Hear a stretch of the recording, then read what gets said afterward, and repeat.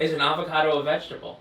I think definitionally, if something has the seeds on the outside, it is a fruit. So an avocado has a seed on the inside. No, it's just a visible seed.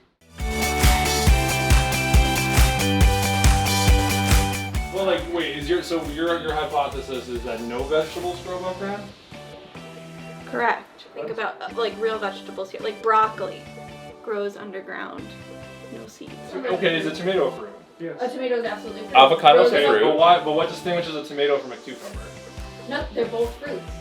What? A cucumber grows above ground and has seeds, guys. That was a curveball. I thought she was going to be like, cucumber's a vegetable, and I'm like, then you're wrong. I don't know what lettuce is. I think it's just water. Lettuce is not a fruit. Lettuce is mostly water, right? That doesn't Lettuce sound is a garnish. fruit. Wow, cucumbers are a fruit. I learned something today. Like broccoli, spinach, those things. Well, like squash is a fruit.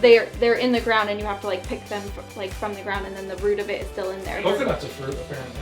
Correct, because it grows above ground and it has seeds. Well, that just makes me cautious of when someone offers me fruit anymore. Wow. I feel like I'm did gonna not have to see that ask coming. more questions. You know what I do like though? I just like frozen vegetables because I'm that lazy. Like they taste basically the same as fresh. God. You put them in It's the like microwave. People who go to the bar and order like vodka club soda. You're like, you're worth more than that.